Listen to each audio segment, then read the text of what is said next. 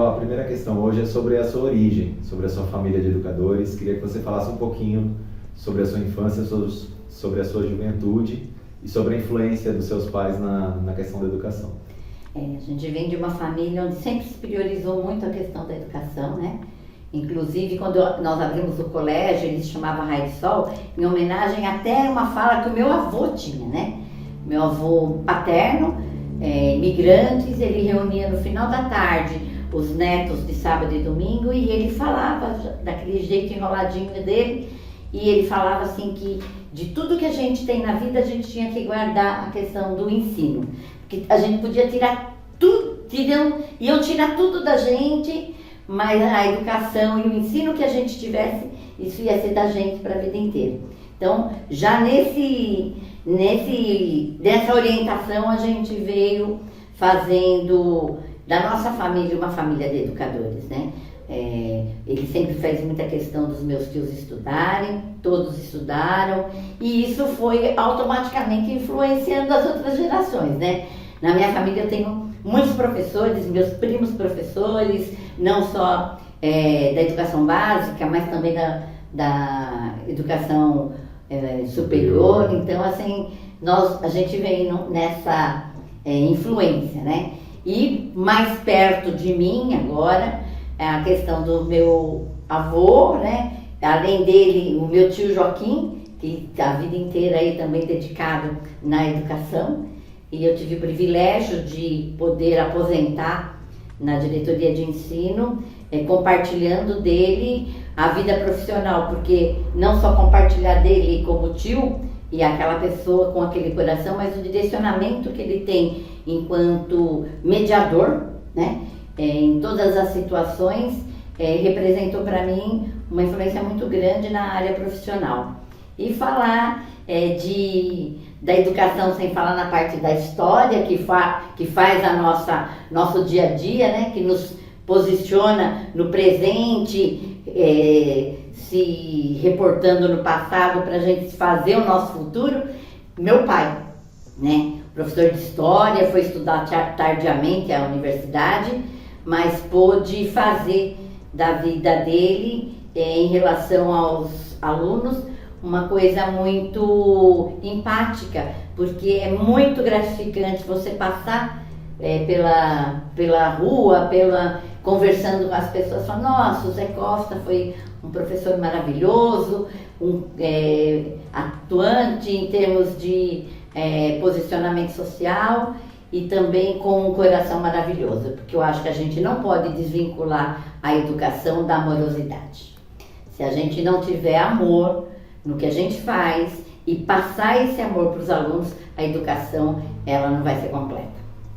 Com certeza, Filó. Falando um pouquinho sobre a sua experiência, você tem experiência nas duas redes de ensino, na rede pública, conforme você falou, e hoje na rede privada, através do Colégio Zelinda. Eu queria que você falasse um pouquinho, colocasse um pouquinho para o pessoal que está assistindo, quais são as diferenças e o que dá para você trazer de uma experiência para outra. A educação, ela em si, ela não tem sistema, né? Ela não é nem pública e nem é privada. Mas a gente vê as diferenças que ocorrem. E o grande ensinamento que a gente tem é a questão do compromisso. Se dentro da rede pública a gente tem uma gestão comprometida, com professores comprometidos, a gestão consegue fazer com que a educação se dê com qualidade.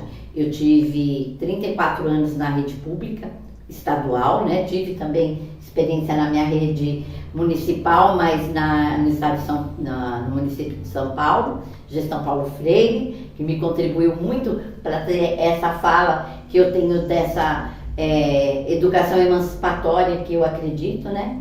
Mas a rede pública, ela recebe, na nossa região principalmente, né? Ela tem recursos que não deveria deixar nenhuma diferença em relação à escola privada. Mas a grande diferença que eu acho entre as duas redes, porque os professores que atuam na rede particular, são os mesmos professores, os mesmos educadores, mas recursos a gente vê que tanto estadual como federal, a rede pública recebe recursos suficientes para manter as escolas, né? A gente vê as nossas escolas da região, são escolas muito bem equipadas, mas eu acho que o grande diferencial tem uma palavra básica que chama acompanhamento.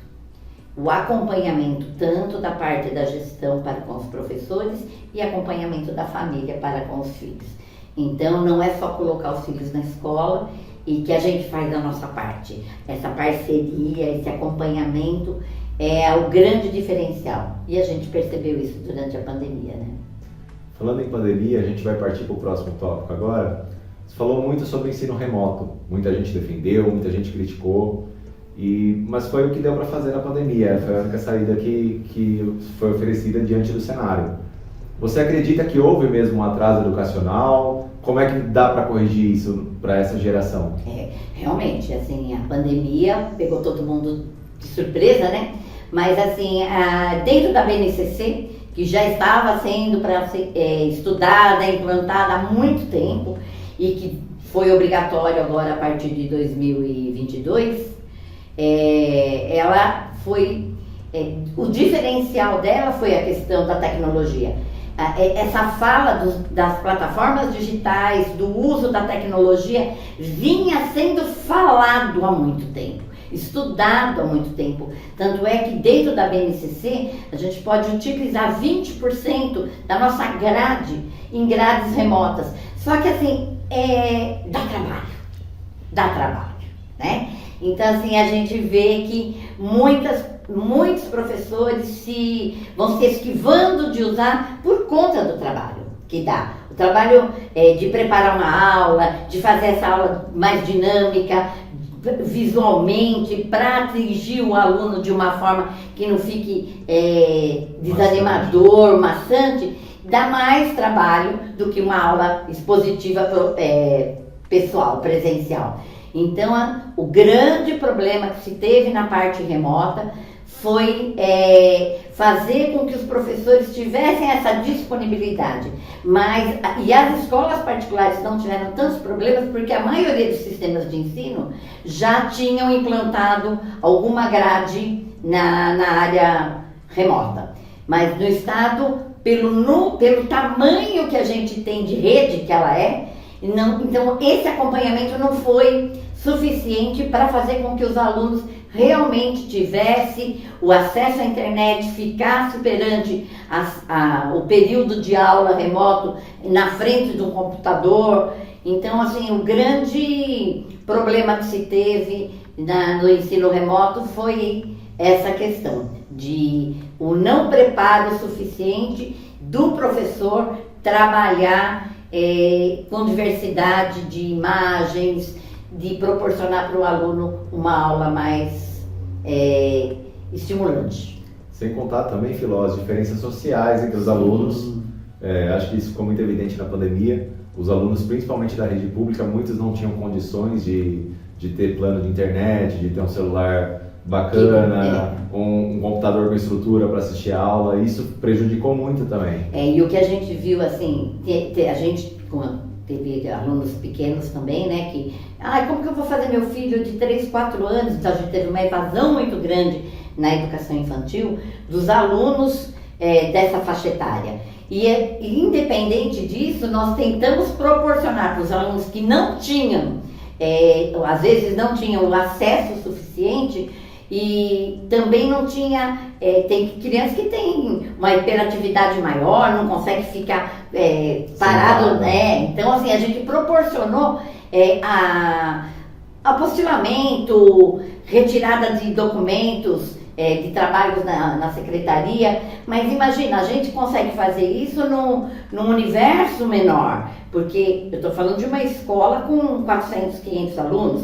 Imagina o Estado gerir isso numa dimensão de 2.000, 1.500 alunos. Então fica realmente uma coisa impactante, que foi assim, e isso a gente está vendo agora, nesse retorno, onde você está defrontando com saberes completamente defasados, que a gente vai ter que correr atrás depois. Desse né? prejuízo. Com certeza. E falando também sobre a tecnologia, a gente vai para outra ponta agora da tecnologia, que é a questão dos alunos. Essa geração de alunos, você já passou por várias gerações de alunos, mas essa geração ela é muito tecnológica. Ela vive o tempo todo no celular, o tempo todo tem acesso a redes sociais. Como lidar com essa geração que tem acesso tão rápido à informação? É imprescindível, né? Eu acho que a internet, o celular, as redes sociais está imprescindível na vida da gente. Só que o que aconteceu? De repente precisou se fazer uso. E esse uso, ele não foi educado a ser feito. Então a gente vê deslizes, vê o mau uso, vê o uso indevido das redes sociais, da internet, e não só o uso pedagógico que faz com que as aulas venham a ser produtivas, né? Então hoje a gente se fez a grande necessidade de usar o celular para que virasse escola. Agora a gente não vai conseguir tirar mais isso deles. Porém agora eles usam não só para a escola, mas para outras coisas também. E a gente está defrontando agora com uma sociedade muito perversa, né? Então a gente vê no dia a dia a instabilidade emocional que a gente se instaurou em toda a sociedade perante também por conta da pandemia, e a gente percebe que os alunos, eles usam da internet, eles usam das redes sociais, mas eles não sabem usá-la com consciência e com responsabilidade. Eles acham que tudo pode ir para a rede, né? Só que as consequências dessa rede, ela tem que ser mostrada para eles, que toda ação tem uma consequência. Então, o mau uso das redes sociais e da internet, eles ainda não têm essa percepção. E a gente está tentando educá-los aí de uma maneira que a gente possa mostrar que a internet é uma coisa muito, muito importante. Nós não podemos deixar, vai deixar, não. Agora ela está instaurada e ela vai ser usada. Só que a gente precisa trabalhar com a conscientização e responsabilização desse uso. Entender que a internet não é diferente do mundo real, que ela também tem suas regras, as suas leis. E a gente vem tendo bastante problema com essas questões, né? Eles acham que você colocou lá, é outro mundo. E as consequências não chegam ali na vida real. Exatamente. Isso a gente está defrontando diariamente com problemas, principalmente com os adolescentes, né? Com certeza. Você falou muito sobre questões sociológicas aqui. Você se preocupa muito com o aluno enquanto ser humano. A gente percebe muito isso. Então eu queria que você falasse um pouquinho sobre essa preocupação humana, social, não só com o aluno, mas com a família. Completasse um pouquinho mais o que você já abordou nos outros tópicos, dessa preocupação que você sempre teve, independente do lugar em que você estava, sobre a questão humana e social dos alunos. É o que eu falei. Eu acho que quando a gente fala de uma formação, a gente fala de uma formação integral. É formar esse aluno tanto da parte emocional, como a parte social, a parte política. A gente tem que fazer todo um trabalho de formação, né? A gente tem que contribuir para essa formação do aluno. A escola, ela não é um lugar só de se passar saberes acadêmicos. Ela também tem que fazer essa parte. Só que essa parte de ver esse mundo que a gente tem e conciliar com esse saber acadêmico que a gente está proporcionando para o aluno, qual a relação que isso tem para eu transformar esse meu mundo? Se a gente não vê na educação como emancipadora e como transformadora, a gente não vai estar formando um cidadão. A gente vai estar formando um estudante que pode ou não fazer um futuro melhor para ele ou para o lugar que ele vive. Porque se a gente falar assim, você precisa estudar porque você precisa ter uma vida melhor, mas a gente se equivoca quando fala isso. Eu acho que a gente tem que fazer melhor para o mundo que eu vivo, para a realidade que eu vivo. Se eu vivo aqui em Caíras, eu tenho que fazer o melhor aqui por Caíras, né? Então, a nossa grande função da escola é fazer com que realmente os nossos saberes consigam transportar para fora desse muro. Ela tem que fazer o reflexo na nossa sociedade e a minha atuação enquanto cidadão dentro dessa sociedade. E é isso que eu faço muito com meus alunos, né? A gente faz com que eles comparem e o que eu estou aprendendo aqui, o que eu vou poder levar ali para fora. E nessa vivência de mostrar a nossa realidade para um mundo maior.